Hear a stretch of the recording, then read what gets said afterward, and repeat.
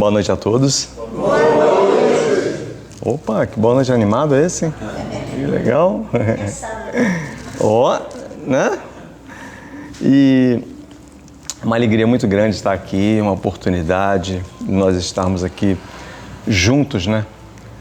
Fazendo esse apanhado maravilhoso da nossa querida doutrina espírita. Saudação aos que estão aqui pela primeira vez, saudação aos nossos internautas também, estão nos prestigiando também, e que os nossos amigos, amores, mentores espirituais estejam sempre, como sempre estão conosco e nos acompanham, nos intuem de estar aqui. Nós nunca estamos sozinhos. Podemos ter certeza que estamos sempre amparados, intuídos, mesmo que a gente não perceba, porque o ideal é que a gente não perceba mesmo, tá? O ideal é que a gente pense que a gente está tomando as decisões sozinhos e tal, mas na verdade nós temos algumas ajudas, e que bom que temos, né? E a doutrina espírita sempre nos explica isso, tá? Então nós temos um tema, né, do que os espíritos se ocupam, e aqui a gente vai apresentar, né, como no livro dos espíritos, né, as classes, né, os espíritos, né, os perfeitos e tal, mas as ocupações, elas estão diretamente no nosso pensamento agora. Aonde estamos nesse momento? Do que estamos nos ocupando, né? E eu estava ouvindo aqui, tem uma música aí, ó. Qual é a nossa ocupação? Estamos prestando atenção em quê? Como é que está a nossa ocupação, não é? Então, as nossas preocupações também, que são ocupações que ainda nem sabemos quais são, mas nós estamos nos pré-ocupando. Então, é uma análise geral que eu convido todos nós a fazermos na noite de hoje, tá? Então, para quem não me conhece, eu sou Caetano de Almeida, do Grupo Espírita Fraternidade. E nós vamos começar aqui nos espíritos imperfeitos. As ocupações deles, ligados à matéria, muitas vezes agem por instinto ou ignorância. Estão incluídos muitos, né? Muitas pessoas, inclusive muitos de nós também, naturalmente, porque nós temos um instinto de sobrevivência, né? Nós temos que nos cuidar. Então, mas eu sou ligado à matéria. A gente tem que prestar atenção na matéria, no nosso corpo físico, que também é matéria.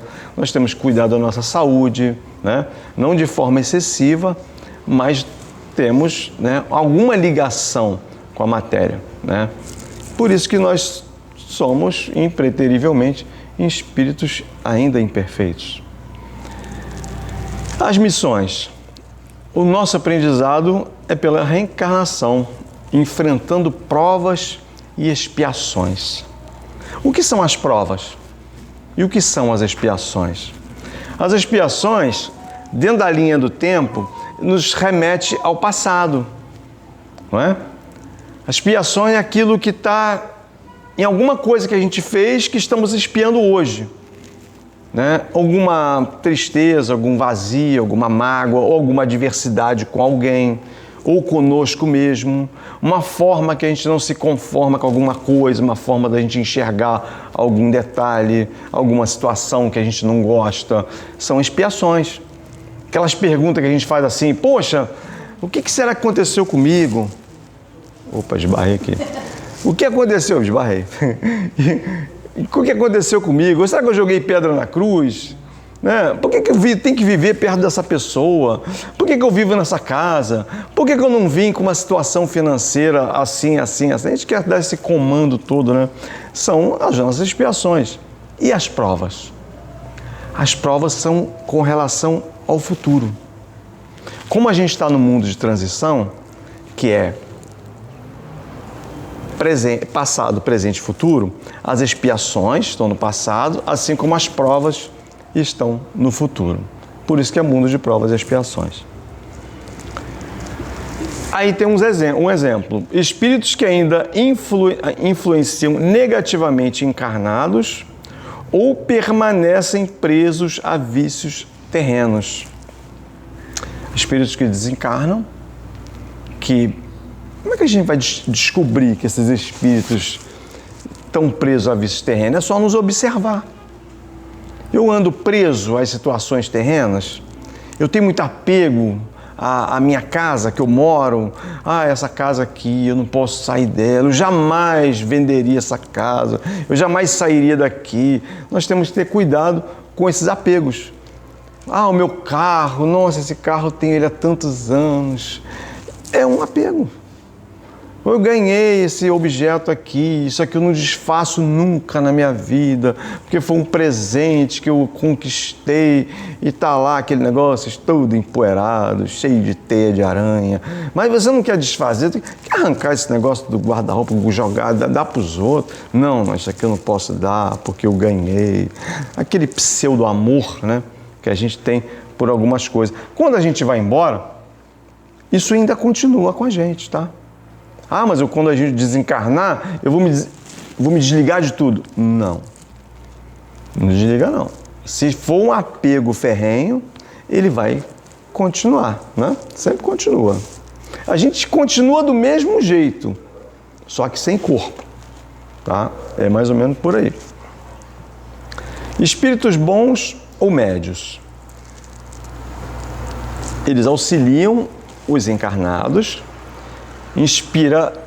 auxiliar as ocupações dele, auxiliar encarnados, inspirar boas ideias, proteger familiares ou amigos. Proteger como? Inspirando, interferindo mentalmente de alguma forma. Claro que se a gente se propor a ouvi-los também, se a gente conseguir silenciar o nosso pensamento, se a gente conseguir se aquietar, se a gente conseguir entender que alguma coisa em nós pode ser mudada, a gente vai conseguir. Mas eu não ouço ninguém falando comigo. Que coisa estranha. Eu estou tentando ouvir aqui, mas eu estou aqui agora sozinho, não estou ouvindo voz nenhuma. Mas não é assim. É uma voz interna, é um barulho interior, mas tem que ter uma disponibilidade. Eu preciso abrir a minha janela para o sol entrar. Se a janela estiver fechada, não vai entrar nada, não é? Missões: colaborar com o progresso moral do mundo e preparar-se para planos mais elevados. Como é que a gente prepara com o progresso moral? Prepara os outros? Não, a gente prepara nós. Porque as pessoas nos observam, os espíritos nos observam, nós mesmos nos observamos. Existe também uma questão nossa também, que é eu me sentir no direito de fazer uma prece, de pedir para viver mais, de pedir para que um problema meu, uma doença, eu consiga uma cura. Esse auto-amor que eu preciso ter comigo mesmo, ele tem que ter um objetivo, ele tem que ter uma pretensão. Por que eu quero viver mais? Por que eu quero durar 95 anos? Para quê? Qual a necessidade de eu viver tanto assim? É só para me ver os meus tataranetos, meu bisneto e saber como é que eles vão viver, qual a decisão, é como se fosse uma novela. Eu quero ver como é que vai ficar a novela da vida da Jade, no que vai dar a vida dela. Eu quero viver muito para ver como é que vai ser a vida das pessoas aqui, né? A vida da Ellen, vou prestar atenção nela. Francisco lá, como é que ele vai tocando violão ainda, até que idade ele vai tocar violão. Não, eu quero saber o que eu vou fazer, o que é importante é o que eu vou fazer da minha vida ao desejar viver muito. O que eu vou estar fazendo? Até quando eu vou conseguir falar? Poxa, então Deus tem que manter a minha fala. Eu peço a Deus que mantenha o meu raciocínio funcionando bem. Eu quero viver muito, mas tem que ter um objetivo. não é? Porque viver muitas vezes a pessoa vive, aí dá um probleminha lá e tal. Não, você tem que exercitar a mente, ler livros espíritas, ler obras, né? Interagir, estar presente em estudos da casa espírita principalmente, que fala sobre espiritismo, sobre coisas cognitivas diferentes na nossa mente, coisas que mexem com o nossas ideias mais difíceis, prolongadas, fora daqui. Isso é um exercício mental muito importante que a gente faz, não é? E um exemplo: espíritos protetores e familiares, conforme abordado na questão 491 de O Livro dos Espíritos. Aí eu fui lá na 491, fiquei curioso, falei, 491, aí fui lá. Qual a missão do espírito protetor? A de um pai para com os filhos, conduzir o seu protegido pelo bom caminho, ajudá-lo com os seus conselhos, consolá-lo nas suas aflições, sustentar sua coragem nas provas da vida. Isso aqui se refere aos pais desencarnados. Na verdade, esse estudo, ele se refere aos desencarnados. Mas como nós somos espíritos encarnados também, eu estou trazendo para a nossa realidade. Porque futuramente, né, sem exceção nenhuma, nós estaremos no mundo dos espíritos, tá? Agora vamos aos espíritos superiores. As ocupações deles: governar grandes leis do universo, coordenar reencarnações e influenciar o progresso planetário. Bastante ocupações interessantes, né? As missões: educação universal dos espíritos, missão de revelação, né, como fez Kardec, ou de guia espiritual da humanidade. Guiar as pessoas, né? Chico Xavier, né? Allan Kardec, Divaldo Franco, de certa forma, fez bastante coisa, né? Não sei se ele encaixa nesse espíritos superiores, deve encaixar, né? Afinal de contas, foi 98 anos muito bem vividos. Inclusive, perguntaram para ele uma vez: Divaldo, o que você espera? Você está com 97 anos. O que você espera? Isso foi ano passado. O que você espera da sua chegada? Você deu tudo certo, né? Que bacana, a sua existência foi maravilhosa. O que você acha? O que você tem a falar sobre isso? Divaldo estava quieto. Meu filho, eu não posso dizer nada. Ué, mas depois de tudo que você fez, a Mansão do Caminho, atende milhares de pessoas todos os dias, o seu trabalho foi muito bem feito. A viagem ainda não terminou. O carro pode se acidentar na última curva. Eu ainda não desencarnei. Olha que coisa. Isso é uma resposta. Ele não se deu por vencido. Ele tinha dúvida ainda, aos 97 anos, com a obra que ele fez, enxergando o índiozinho quando tinha 5, 10 anos de idade, e todo o trabalho mediúnico, com quase 300 livros, ele ainda tinha dúvidas. O que significa isso? A gente tem que todos os dias estar revisando as nossas atitudes, nossos pensamentos. Mas aí eu vou sair da linha. Volta de novo. É igual dieta. Estou fazendo dieta, não estou comendo nada, cortei pão, cortei isso aqui, eu não como, só como folha de alface. Aí foi pro churrasco do amigo lá, comeu uma carninha e tal, aí pegou aquele pão de alho gostoso, comeu, acabou a dieta? Não, acabou a dieta não, peraí, volta de novo, né? Dentro daquilo que você, né, se propôs a fazer. Então a vida é a mesma coisa, o comportamento, Ah, eu estava tão bem na casa espírita, eu estava... Oh, mas chegou aquele parente meu, voltou a morar em São Pedro da Aldeia. Que horror! Tinha ido embora para São Paulo. Tu acredita que o danado voltou? Voltou desempregado, sem dinheiro. Alugou uma casa do lado da minha. Cruzes, acabou o espiritismo. Olha, Ellen, eu não vou vir mais nas reuniões, tá? Eu não vou vir nos estudos mais não. Porque eu tô com uns problemas muito sérios agora, porque a minha ocupação agora é o cara, coitado, ele nem deu bom dia ainda, ele nem acabou de se mudar. Mas eu já estou ocupado. Olha a ocupação espiritual minha agora virou para cima do papo, coitado. Estou dando só um exemplo, né? Do que a gente faz para não fazer, né? Aí tem um exemplo aqui, estou falando do espírito superior, já desceu o nível, né? Desculpa, tá, gente? Então, eu vou continuar aqui no espírito superior. Jesus é citado como o espírito mais elevado que encarnou na Terra. Interessante, né? E até que ele não durou muito tempo, não. Foi só 30 e poucos anos, 33 anos, né? Mas...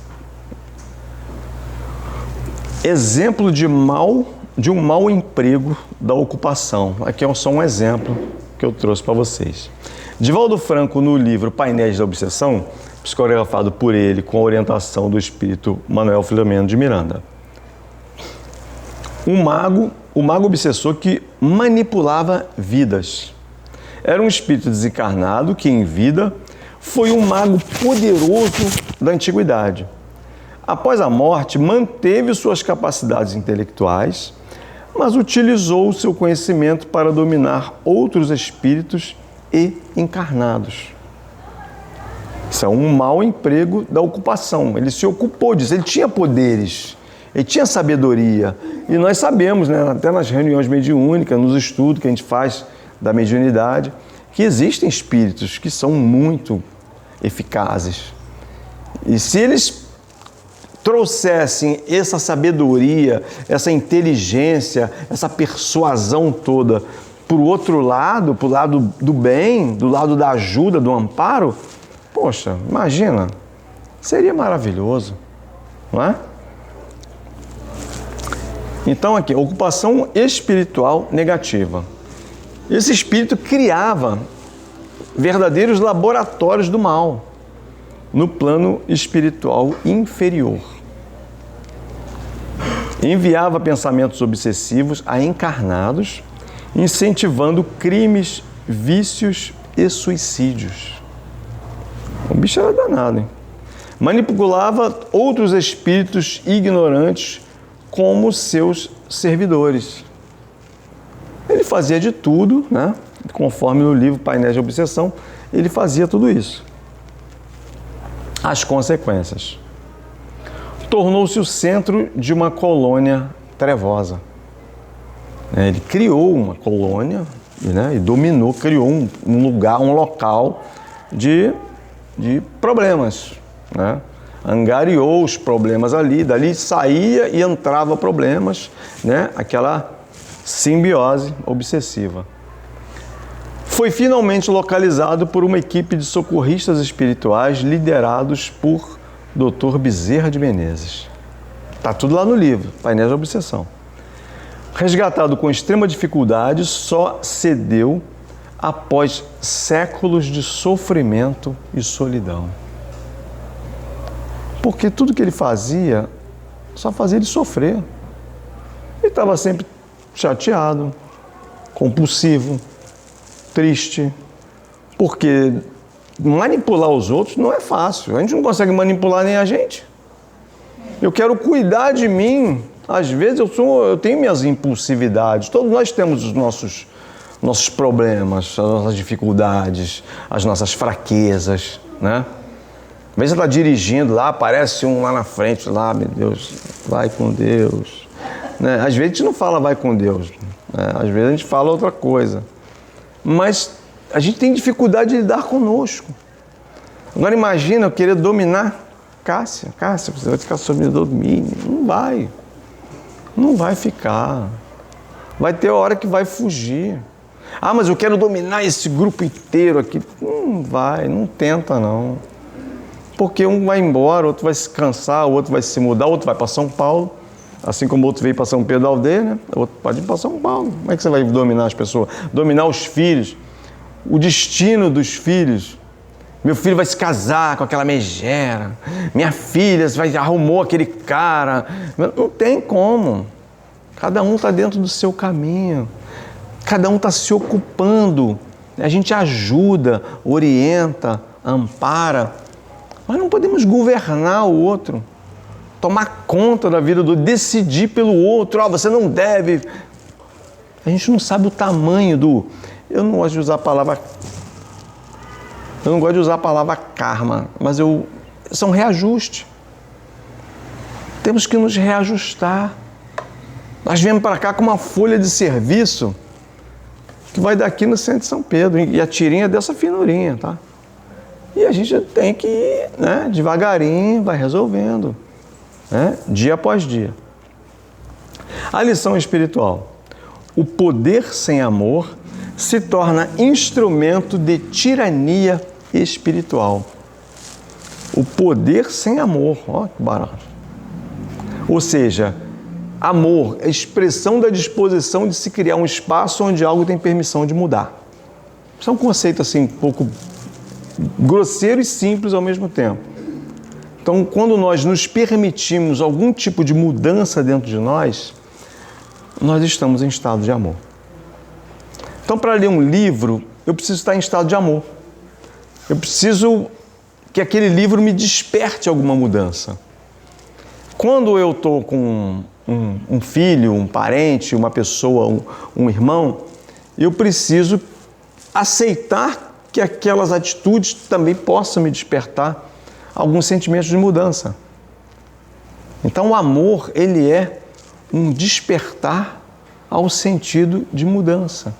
Claro que sempre para melhor, porque nós estamos evoluindo, né? O amor, ele funciona desse jeito. Jesus amou a humanidade e pediu para amarmos nossos irmãos, né, como ele nos amou. É nos despertar para sentidos de possíveis mudanças dentro de nós. Quantas vezes nós não queremos fazer algo, mas temos que fazer? Quantas vezes eu queria estar em algum lugar e tal, mas eu tive que fazer uma coisa que eu não queria fazer, ou eu precisava acompanhar uma pessoa enferma, um parente, um irmão, fazer uma visita. Poxa, mas vai ter jogo agora aqui do Flamengo com outro time aqui, mas eu tenho que ir lá visitar o Flamengo. Vai visitar. São as nossas necessidades, não é? Aí tem uma outra historinha aqui, que a mãe que protegia o filho de um assalto. Durante uma de suas viagens, Divaldo Franco relatou o caso de um jovem que costumava sair à noite com os amigos para festas e ambientes perigosos. O garoto gostava de sair com os amigão lá e tal, né? Em lugares nada recomendáveis. A mãe, já desencarnada, estava desencarnada, acompanhava ele em silêncio, mesmo ele não sabendo disso. Certa madrugada, ao sair de uma festa, o rapaz foi abordado por assaltantes armados. Essa é a história que o Divaldo conta. No momento em que um deles iria atirar, uma força invisível desviou o braço do criminoso, fazendo o disparo errar. Mas peraí, mas no livro do Espírito está dizendo que os espíritos não podem nos tocar. Eles não podem fazer assim. Imagina se a gente pudesse ser tocado pelos espíritos. Nossa, minha cara está dessa largura só de tomar tapa. Meu Deus do céu, eu estava ferrado. Mas pensa bem, como é que uma força invisível desviou o braço do criminoso? Pode ser por uma intuição, pode ser algum tipo de pensamento, um olhar, um desvio. Para se desviar a atenção, precisa de muito pouco. Não precisa você pegar a mão da pessoa e empurrar. Basta a pessoa não prestar atenção. Tá? Então é assim que eles agem. Eles não agem botando a mão, tira a mão daqui, pega esse copo d'água aqui. Não é assim não. Né? Eu também fiquei pensando nisso quando eu li. Falei, mas aí, claro que a interpretação precisa vir, né? O médium em sessão posterior, o médium, Divaldo Franco, revelou: a mãe daquele jovem em espírito colocou-se entre ele e o agressor, fazendo que o braço fosse levemente desviado. Ela se pôs no meio, uma forma energética mexeu com o sentido dele e o braço dele foi desviado. Não pela mão da mãe que segurou o braço dele, não foi isso não. Mas houve um desvio. O mundo espiritual, ele é muito sutil, é muito leve, ele não tem essa coisa de tocar, de botar a mão, interferir e tal, né? O jovem, profundamente abalado com o episódio, passou a repensar seus caminhos e, tempos depois, procurou uma casa espírita. Lá foi informado sobre a presença constante de sua mãe e a proteção que ela lhe oferecia. Você imagine o esforço que esse pessoal, a mãe, claro que ela não estava sozinha, deveria ter alguns amigos espirituais junto com ela, para motivar esse rapaz a ir para uma casa espírita. Olha que coisa! Então a gente muitas vezes está em alguns lugares e a gente não sabe nem por quê. A gente não sabe por que a gente está aqui. Claro que estamos aqui pelo simples hábito de estarmos na casa espírita, de gostarmos de estar aqui. Mas em determinados dias nós não sabemos porque estamos em alguma situação ou outra, em algum lugar ou outro. Puxa, caramba, eu era para estar aqui, eu era para estar em tal lugar, puxa, foi bom ter ido lá. Puxa, tinha uma pessoa que passou, eu estava no plantão da livraria, né, Francisco? Estava no plantão lá do CCX, acabei de chegar, tinha um rapaz sentado e tal, estava me esperando porque ele queria comprar um livro sobre suicídio. Você tem algum livro sobre suicídio? Uma pessoa que chega procurando um livro sobre suicídio, com certeza ele está com dúvidas sobre isso. Ele tem, impreterivelmente, algum parente ou conhecido que ele gostaria de saber mais sobre ele. Não é? E é nesse momento que você resgata um espírito sofredor, um espírito suicida. Porque mentalmente ele está ligado naquela pessoa. E às vezes ele não precisa nem comprar o livro. Ele sentou, bateu um papo, conversou. A gente não precisa ser muito invasivo, né? Deixa ele falar, que a pessoa também ela fica acanhada. A sociedade hoje tem alguns problemas, né? E as pessoas falam aos pouquinhos e vai relatando e vai envolvendo aquele espírito também numa atmosfera. Poxa, mas ele não devia ter feito isso. Meu irmão, a gente não sabe o que a pessoa estava passando. A gente não sabe a dificuldade das pessoas. Ah, mas ele suicidou porque ele não devia ter feito isso, ele podia ter feito outra coisa e tal. A gente às vezes até tem essa opinião, que é natural, mas cada um sabe a dor que tem, os impulsos que tem, não é? O Espírito Protetor, Livro dos Espíritos, questão 495, atua inspirando, protegendo e alertando. Missão cotidiana: velar por um ser amado, conduzindo-o ao bem. As pessoas conduzem as outras. Do plano espiritual para cá, elas conduzem, nós somos conduzidos muitas vezes. E muitas vezes a gente, mas dá para você ir lá no estudo, dá para você ir, olha, vai ter uma comemoração.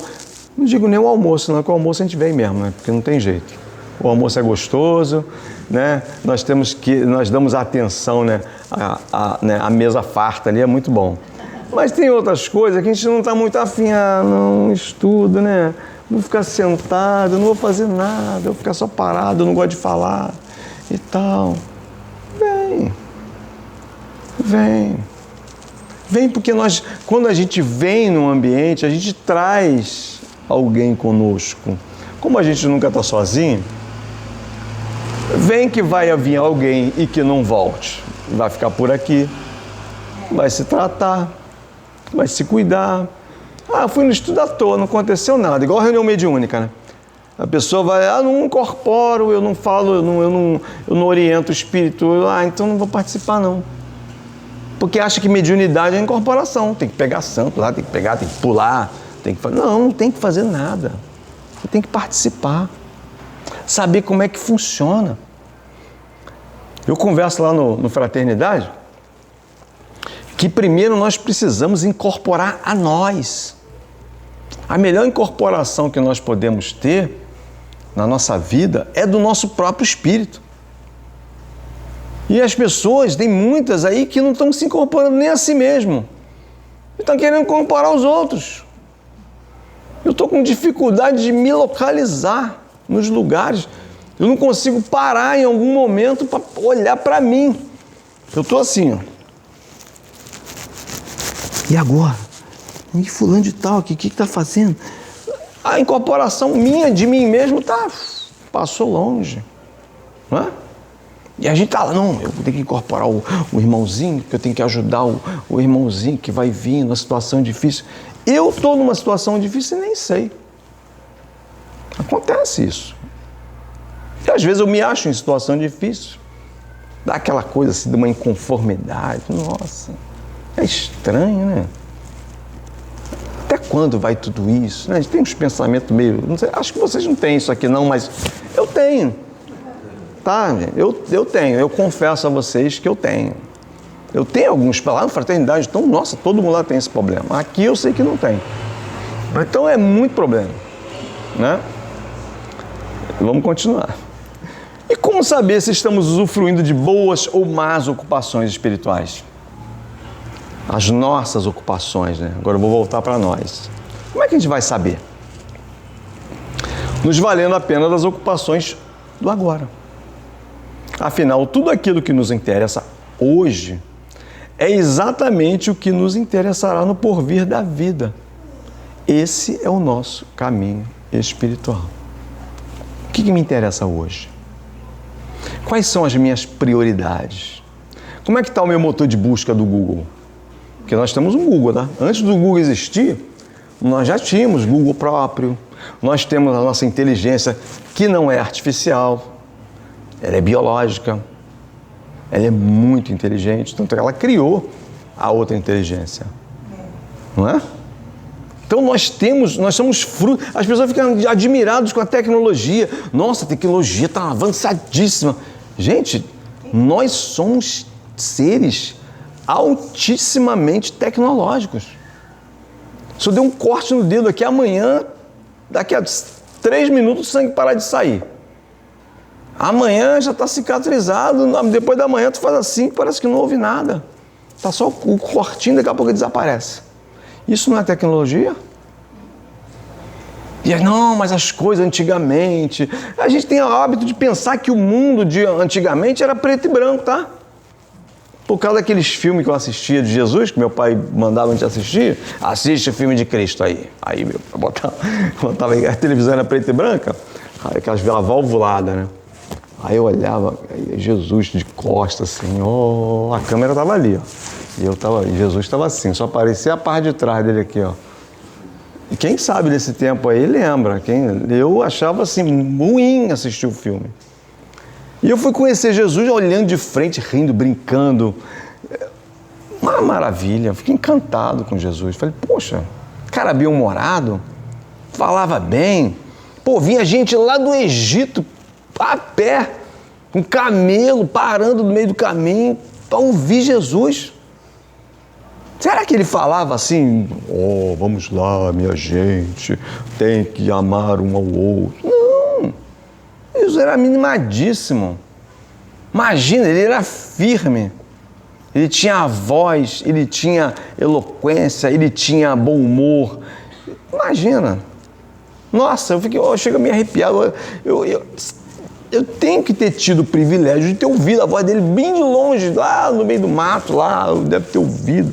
Imagina que maravilha se eu tiver ouvido alguma coisa. Coisa boa, né? Então vamos continuar. O tamanho do nosso resgate, continuando aqui no de agora, né? O reajuste é medido pelo tamanho do nosso estado de consciência. O que significa isso? Tem pessoas que fazem muita coisa e acham que não está fazendo nada. Tem pessoas que não está fazendo nada e está achando que está fazendo coisa demais. É o estado de consciência. Nós precisamos tirar a nossa capa, às vezes, de coitadismo, de achar que a gente está fazendo além do... Não está fazendo muita coisa, não. Acontece. Poxa, estou frequentando lá o Luz Esperança. Nossa, se não fosse hoje lá, não ia acontecer nada. Não vai acontecer. A casa vai funcionar. As reuniões, os espíritos vão estar aqui. Eu tenho que ir lá porque os irmãozinhos, eu tenho que salvar os irmãos. Não vai, não é assim.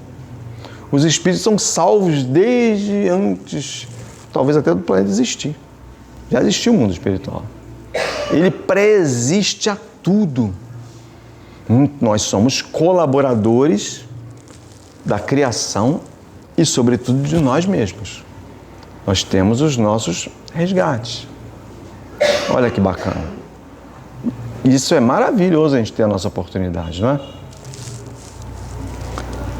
Aí vem a questão das culpas.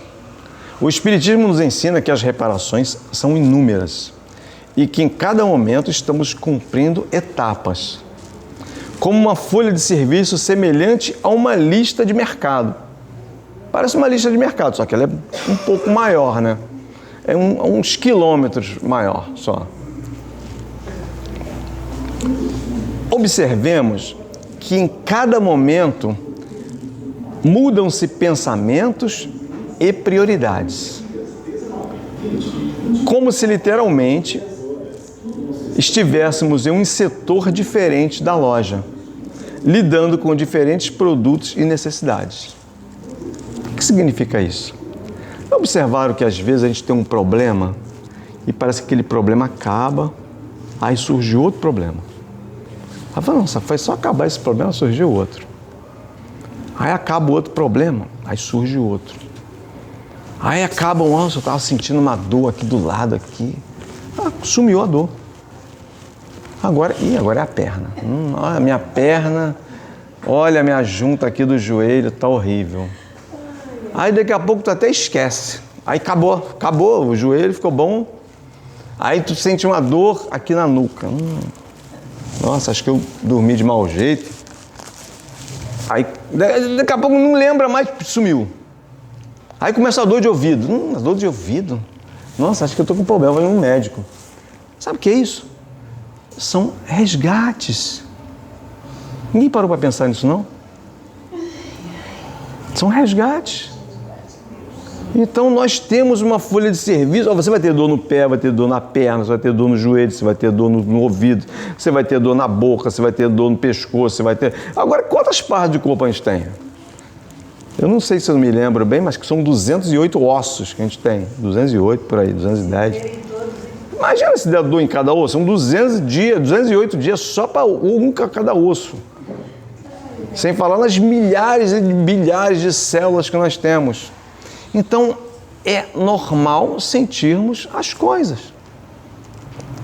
Mas então eu não vou no médico mais não. Porque, então, aprendi lá, o Caetano na palestra disse que a gente está sentindo as coisas que é para deixar porque é reajuste. Não, tem que cuidar. Fisicamente, sim. Mas a gente tem que ter a consciência de que, graças a Deus, estamos resgatando situações. Tem hora que a gente tem medo de uma coisa, tem hora que a gente passa a ter medo de outra, entendeu? Cada hora a gente tem um receio diferente, né? Porque dentro do mercado, quando você está fazendo compra, você entra no setor de limpeza, tu só pensa em limpeza. Aí tu faz a curva, entra no setor da padaria. Aí eu passo só pão aqui. Aí o pensamento muda. Você esquece o sabão em pó, esquece o detergente, porque tá olhando para pão. Aí tu vai para açougue. Quando tu vai para açougue, tu acabou. Não lembra de pão, não lembra de sabão em pó, sumiu. É só carne. E o nosso pensamento, o nosso corpo, a nossa vida, os nossos pensamentos, nossas escolhas também funcionam assim, né? E detalhe, nós temos as egrégoras, nós temos os ambientes que nos influenciam. Está em um ambiente que não está dando certo, se afasta. Ah, mas eu não quero saber mais de você. Não precisa falar. Fica quieto. Ah, mas eu não como carne, eu não vou no churrasco do amigo. Vai lá.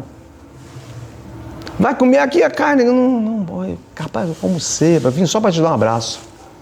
Olha que maneira maravilhosa você ir numa festa de alguém sem comer nada.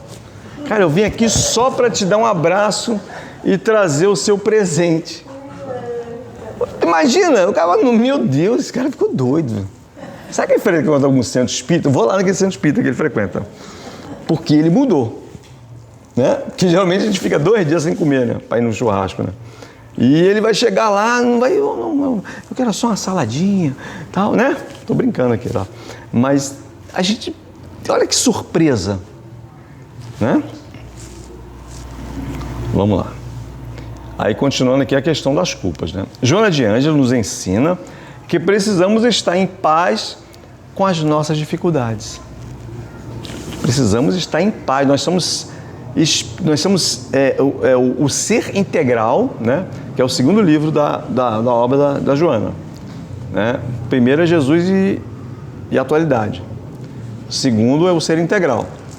O Ser Integral, ele precisa de tudo.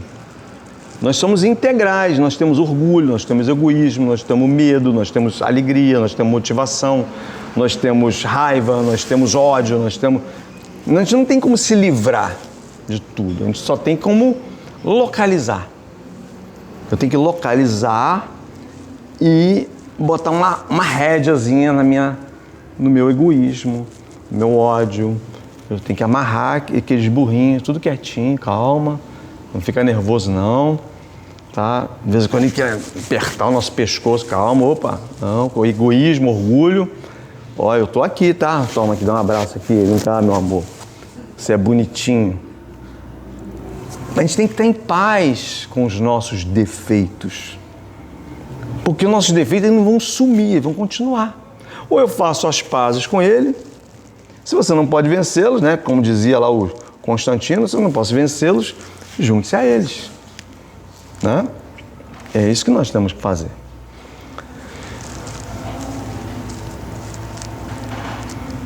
Eu nem acabei de ler a frase, né? Mas aí no final, aqui na outra frase, André Luiz orienta que não podemos exigir do próximo virtudes que ainda não possuímos.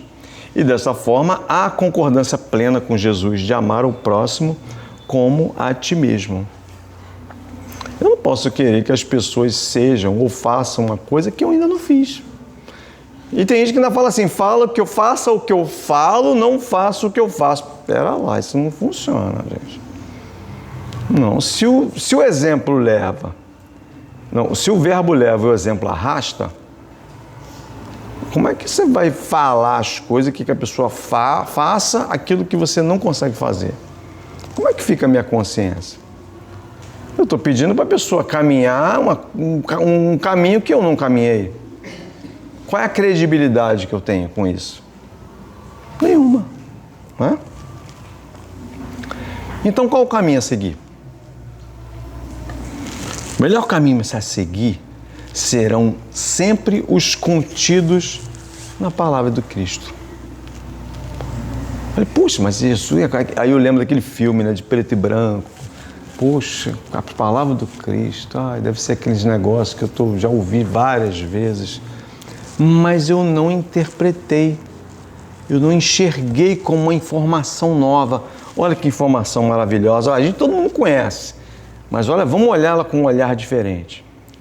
Se alguém o forçar a caminhar com ele 1 milha, vá com ele 2. Dê a quem lhe pede e não volte às costas daquele que deseja pedir algo emprestado. Só que o emprestado aqui, eu botei até ali embaixo para mim não esquecer de falar isso. Emprestado aqui não implica naquilo que se deve devolver. Emprestado é dado. Eu vou emprestar R$10 para a Jaide. Se ela não me pagar, nunca mais eu falo com ela. Então não empresta. Entendeu? Você daria R$10 ao seu melhor amigo? Não. Você emprestaria R$10 ao seu melhor amigo? Não, eu daria. Porque se você não quiser se comprometer com as pessoas, não empreste, dê. Ou não dê. Porque tem uma outra frase, tem uma outra palavra do Espírito Lázaro, nos Evangelhos segundo o Espiritismo, diz o seguinte: a caridade começa no sofrimento do outro. A nossa caridade começa no sofrimento do outro, mas ela termina no nosso sofrimento. Ela precisa terminar no meu sofrimento. Porque se eu servir aos outros na necessidade deles e começar a sofrer, lá se foi minha caridade. Aí não tem salvação não, tá? Porque você fez aquilo, você caminhou, tropeçou nas pernas, caiu de cara na lama e pronto. E andou triste. Eu ajudei tanto fulano. Olha, eu fiz tudo por Francisco, comprei um violão novo para ele. Olha, ensinei ele a tocar mais violão. Eu não sei nem como que eu vou conseguir fazer isso. Mas, porque é impossível. Mas eu fiz muito pelo Francisco. Nossa, mas ele me decepcionou. Eu não posso nem me fazer para chamar porque eu briguei com o São Francisco. Perdi minha liberdade. Que tristeza, né? Eu não posso brigar com as pessoas porque eu vou perder a minha liberdade. Olha que motivo simples para a gente não criar problemas com as pessoas. Só isso. Amo a minha liberdade. Por isso as pessoas que amo, deixo-as livres. Se voltarem é porque as conquistei. Se não voltarem é porque eu nunca estive. Isso é muito bom. Nós precisamos ter liberdade. Por que eu digo para a Cássia que eu amo ela todos os dias? Porque eu adoro minha liberdade. Eu não quero que ela fique assim: Caetano, onde você foi? Olha lá, hein, o que você vai fazendo? Não, eu quero ser livre. Cássia, eu vou na casa espírita fazer palestra. Não, Caetano, não vou poder ir, não. Poxa, não vai. Daqui a pouco eu tô aí de volta, tá? Vou trazer um saco de pipoca quando eu voltar. Né, Cássia? Então, eu passo na praça ali, tem um cara que vende pipoca, aí mistura pipoca doce com salgado e chega aquele sacão de R$20. Ele faz para mim R$20. Então é isso, gente. Tá? E vamos continuando. Aí tem outra frase de Jesus, ó. No mundo tereis aflições, mas tende bom ânimo. Eu venci o mundo. Se ele disse eu venci o mundo, o que significou? Ele teve aflição. No mundo tereis aflições. Eu tive, tá? Eu sou Jesus e tive aflição. Vocês acham que não vão ter? Tá de brincadeira, né? Poxa, eu saí de lá, nem sei de onde veio, ele se adensou 1.200 anos para chegar no nosso patamar, para caber no corpo físico. Imagina?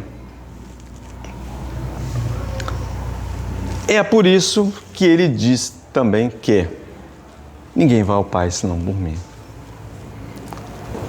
Por quê? Porque ele tem o passaporte, ele vai dizer, você não vai ao Pai não. Não, é porque nas palavras dele é que a gente vai conseguir chegar a um lugar melhor, que é mais perto do Criador, tá bom? Então, uma alegria muito grande estar com vocês, muito obrigado, que Jesus nos abençoe. Tá?